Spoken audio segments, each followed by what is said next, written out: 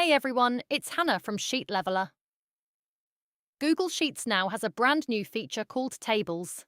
And if you want to make a proper table inside your spreadsheet, this is how you do it. Let's say we already have some data. Step 1. Convert data to a table. First, select your data. Right-click. Choose Convert to Table.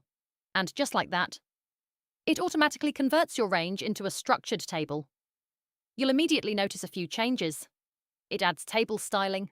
It applies column types. It treats your data as a structured object. Step 2. Understanding column types.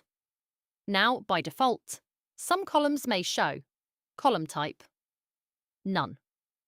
That means Google Sheets hasn't assigned a specific data type yet. But we can change that. Click into a column header and choose Edit Column Type. For example, change a column to number to enable number validation.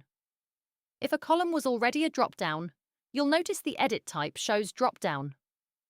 Numeric columns often automatically detect and assign the number type.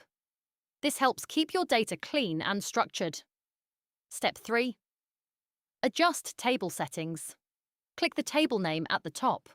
From here you can rename the table, adjust the table range, turn alternating colors on or off. Right now, you might notice a light grey background on alternating rows. That's the built-in table styling. You can toggle that if you prefer. Step 4. Revert back to regular data. If you decide you don't want this structured table anymore, here's how to undo it. Click the table name again. Choose Revert to unformatted data. Now here's something important. When you revert, it removes the table structure. It removes drop-down menus. It removes column types. It removes styling. It essentially turns everything back into plain text. So be aware, this is not a temporary toggle.